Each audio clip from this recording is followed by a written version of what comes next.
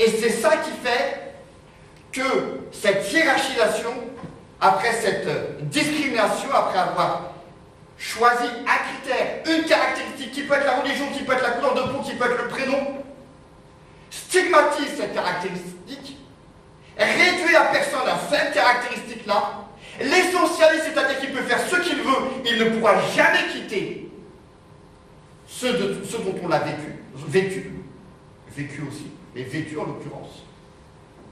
Ce qui signifie très concrètement que, on dit tout de suite, même aux plus convaincus d'entre nous, je parle des Noirs et des Arabes, si tu veux t'assimiler, tu n'y arriveras jamais.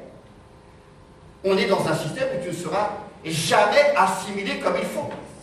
C'est le même système dans une société patriarcale qui fait qu'une femme, parce qu'elle est construite en tant que femme, n'a pas les mêmes droits que les hommes, et elle peut se battre et se rapprocher de tous les signes distinctifs construits de la masculinité, elle restera femme du point de vue du statut politique. Vous savez ce que ça signifie? Ce sont ces femmes qui doivent en faire 2 fois plus que les hommes pour montrer qu'elles sont de niveau. Ce sont pareil ces Noirs et ces Arabes, ces Roms, ces Asiatiques, ceux qui sont discriminés, qui doivent faire 2-3 fois plus la démonstration que d'autres pour montrer qu'ils sont acceptables, dans l'espoir d'être acceptés. Mais tout ceci est un leurre. Je le dis, on peut accrocher tous les drapeaux bleu, blanc, rouge à nos fenêtres, les soirs de match footballistique ou je ne sais quoi. Ça n'empêche que le lendemain, tu sors, tu te fais contrôler par les flics, tu vas chercher un boulot, tu es discriminé, tu vas chercher un logement. C'est la même chose, tant et si bien que dans ce pays-là, je le dis et je le répète, les musulmans dans le domaine de l'emploi, particulièrement les hommes, sont plus discriminés que ne le sont les Noirs aux États-Unis. Et c'est une enquête qui relève de l'Institut Montaigne, qui est un centre proche de la social-démocratie, et ça c'était avant les attentats de 2015. Autrement dit, le racisme n'est certainement pas un rapport interpersonnel, subjectif, etc. Ça c'est complètement bidon. C'est un rapport de domination qui se structure dans la société de part en part, et il faut en être extrêmement conscient. Je dis parce que certains nous disent, comprenez, moi j'ai rien contre les migrants, mais c'est normal qu'on ait un peu peur des migrants, parce qu'il y a la différence. Un grand thème récurrent autour de vous. On a peur de la différence. Une donnée banalement anthropologique est complètement pourrie. Demandez à lui, ça vient d'où? De quelle enquête précisément? Et alors après, comprenez bien l'idée, parce que si vous validez qu'on aurait peur de la différence, tout l'acte de l'antiraciste consisterait simplement à tempérer cette peur de la différence. Je me retire. J'ai peur, mais je me retire. Et c'est un délire absolu. Le racisme, c'est évidemment une construction sociale très importante, qui d'ailleurs, je le dis parce que derrière le terme d'assimilation, intégration, etc., le problème que ça pose notamment, c'est que on veut nous faire la démonstration que si tu veux être égal aux autres, il va falloir que tu te défasses de tes différences. C'est-à-dire que le propre du racisme, fondamentalement, elle est là, c'est qu'il pense que pour atteindre l'égalité, il faut se défaire de ses différences. C'est-à-dire devenir invisible. Les fameuses minorités visibles. C'est-à-dire concrètement, une femme qui porte le foulard, on lui dit si tu veux être considéré à égalité à l'égard de toutes les citoyennes, eh bien, il faut que tu enlèves ton foulard. Alors déjà, pour celles qui ont essayé, ça ne marche pas mécaniquement, on s'en faut, déjà recommencer. Mais le pire, c'est cette injonction à devoir disparaître du point de vue des différences et du point de vue de ses approches culturelles et autres. C'est ça le processus. Je vous invite à regarder un film qui est juste magnifique. Get Out. Vous l'avez vu ou pas? Je vous invite vraiment à regarder Get Out, à télécharger, je ne sais pas, parce que peut-être c'est filmé, je ne sais pas, mais en tous les cas, regardez ce film Get Out. C'est extraordinaire. C'est extraordinaire comment on construit par la dépossession du corps, comment la société s'empare de ton corps, comment elle veut te faire disparaître à partir de ton corps. Et c'est assez récurrent, évidemment, dans toutes les fabrications de racisme. L'autre point, c'est le contrepoint, mais c'est extrêmement important, c'est que si on est un antiraciste politique convaincu, eh bien ça veut dire concrètement qu'il va falloir accepter que notre corps, dont on voudrait nous déposséder pour nous assimiler à je ne sais quel modèle, n'est pas non plus un corps infirme. C'est-à-dire que nous n'avons pas besoin de touche pas à mon pote. Le pote, il t'emmerde. Le pote, il se démerde.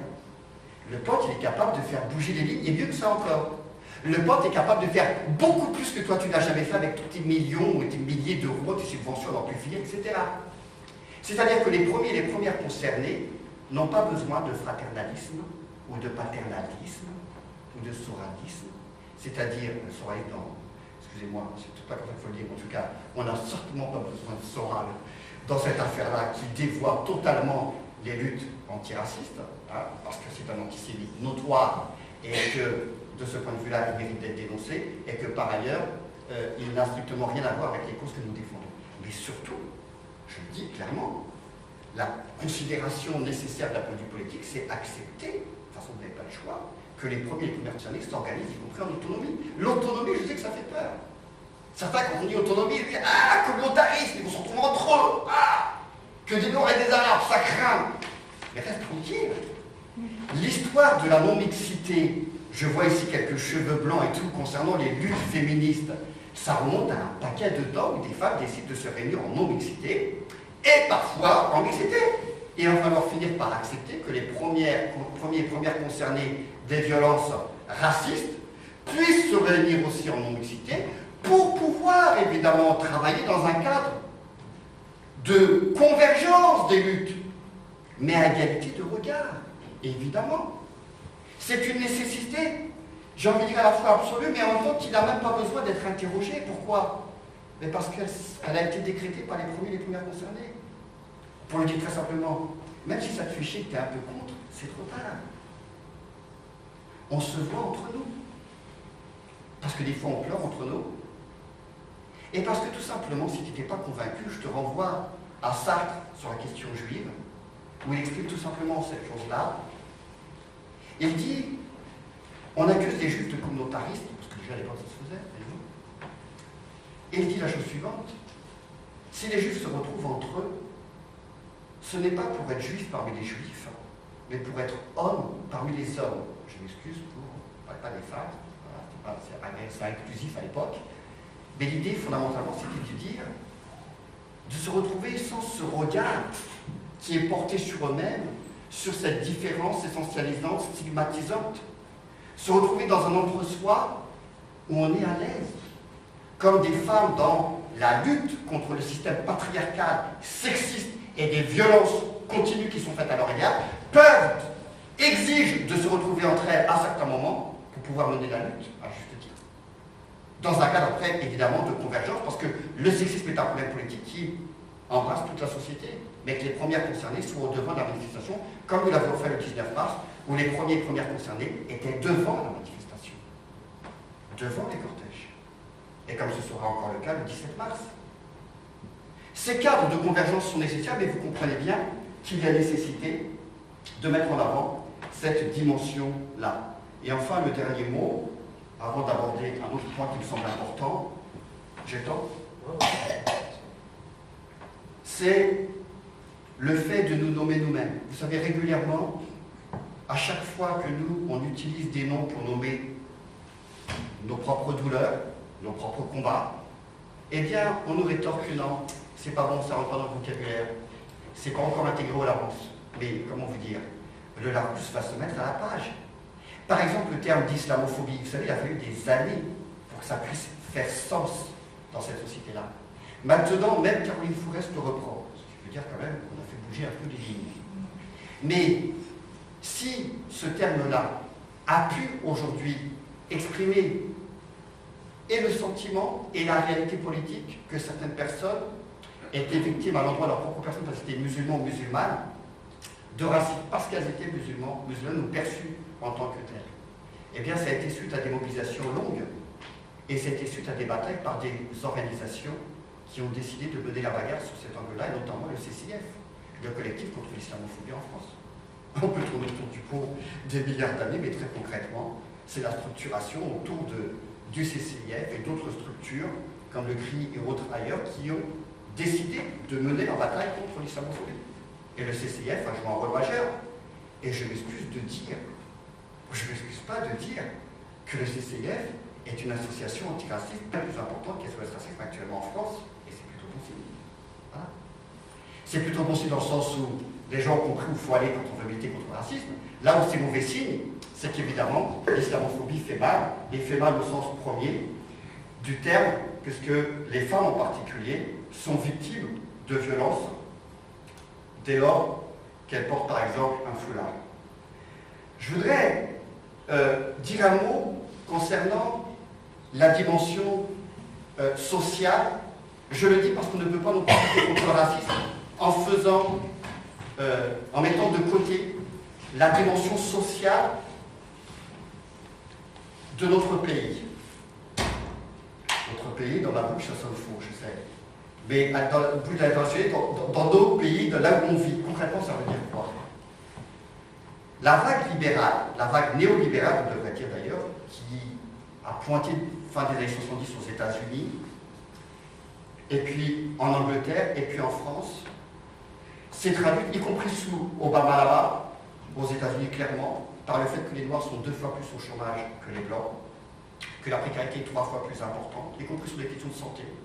Ils sont, du point de vue, ils sont 3 fois plus atteints du sida, ils sont 10 fois plus asthmatiques, ils sont 6 fois plus incarcérés. Autrement dit que la crise néolibérale, il faut bien comprendre ce que ça veut dire, ça frappe l'ensemble de la société, mais certaines personnes vont être plus victimes que d'autres. C'est ce qu'on pourrait appeler les canaris des mineurs. Vous savez, ces canaris des mineurs, c'est ces petits oiseaux là qu'on mettait en avant dans les mines. Et dès qu'on sentait, dès qu'on prenait des coups de grisou, des explosions potentielles, le canari mourait avant les mineurs, si tant est qu'ils arrivaient à s'en échapper, parce qu'il y avait des gaz dangereux, toxiques et des explosions possibles. Donc les mineurs avaient vécu un canari. Alors, dire que les Noirs sont les canaris du reste de la population aux États-Unis, c'est évidemment une image, mais c'est une image que je reprends d'un livre qui est très bien, qui s'appelle « Le marché n'a pas de couleur », qui sous-entend évidemment que le marché, évidemment, a une couleur. Et ce qui est aux États-Unis est vrai aussi en France. En France, dans les quartiers populaires, il y a 2 à 3 fois plus de chômage. On a même des bars où il y a 60% de jeunes au chômage. 3 fois plus que dans le reste de la population, concernant les jeunes. On a 2 à 3 fois plus de précarité qui touche d'abord les femmes, en grande majorité avant de toucher les hommes, mais 2 à 3 fois plus de précarité dans les quartiers populaires qu'ailleurs. On a évidemment des troubles psychiatriques dont on ne parle jamais parce qu'on retourne souvent la douleur contre soi-même et les troubles psychiatriques dans nos quartiers. Je vous assure, on n'en parle pas, mais c'est une hécatombe. Parce que cette violence sociale, c'est extrêmement difficile de pouvoir la porter de manière individuelle, de manière sereine, et souvent elle se retourne contre soi-même. Dans mon quartier, dans l'un des quartiers argentins, qu'on appelle le quartier de la Butte Blanche, qui n'a de blanc que le nom, je m'excuse, il y a 70% de personnes qui sont en dessous du seuil de pauvreté. Pourquoi est-ce que je dis ça? Je dis que lutter contre le racisme, c'est prendre de plein front les questions d'égalité, de manière non négociable, mais ça veut dire aussi aborder la question sociale et la répartition des richesses. Parce que si on n'aborde pas la question de la répartition des richesses, eh bien on passe à côté de la nécessaire égalité sociale de pouvoir. Et cette répartition des richesses, elle est d'autant plus nécessaire que celles et ceux qui ne sont pas touchés par le racisme directement, mais qui sont impactés par les crises économiques diverses et variées, et y compris les crises institutionnelles, les crises de sang dont je parlais tout à l'heure, se réfugient parfois dans ce ciment social qui consiste à faire un nous contre un vous et à montrer du doigt une catégorie de la population. Voilà pourquoi la question sociale est importante et que nous devons la porter, et que ce rendez-vous du 17 mars, c'est aussi un rendez-vous syndical. C'est aussi un rendez-vous où on doit parler à la fois du racisme dans le milieu de l'entreprise et ailleurs, et aussi comprendre que nous devons exiger aussi plus de répartition des richesses, c'est très important. Quant à ce qui est maintenant des violences policières, pour revenir dessus, parce qu'évidemment, il y a 2 volets qui sont importants, après avoir parlé des discriminations et de l'islamophobie en particulier, violences policières et violentes. Sur les violences policières, il y a sur les 50 dernières années, 420 personnes qui sont mortes dans les mains de la police.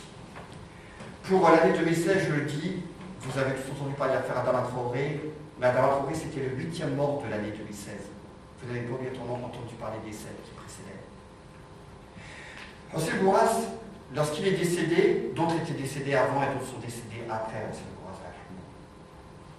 Et cette année qui vient de s'écouler, 2017, alors qu'on était à une moyenne de 10 à 12 personnes qui mouraient dans les bras de la police, les chiffres viennent de sortir, vous avez regardé un des articles dans Bastamail, 18 personnes ont été abattues par la police cette année 2017. Une personne est morte suite à un tir de flashball, 19. Sur les 18, une seule des personnes avait tiré, il y avait une arme avec des balles pour tirer sur les policiers. Je dis ça parce que la fameuse légitime défense. L'essentiel de celles et ceux qui meurent aujourd'hui en France sont des personnes qui fuient, qui se sauvent, qui sont inoffensifs, qui ne menacent pas directement les policiers, et pourtant elles meurent, et à chaque fois, le non-lieu est prononcé. Et elles vont mourir cette année d'autant plus que le gouvernement socialiste, comme il se dit lui-même, avant de quitter le pouvoir, la dernière loi qu'il a votée, c'était en janvier dernier, ça a été la loi de présomption de légitime défense pour les policiers. La présomption de légitime défense pour les policiers, dernière loi à l'Assemblée nationale. Tout le monde la vote, à gauche comme à droite, quasiment tout le monde. C'est une loi qui a été promulguée, et le décret qui va avec,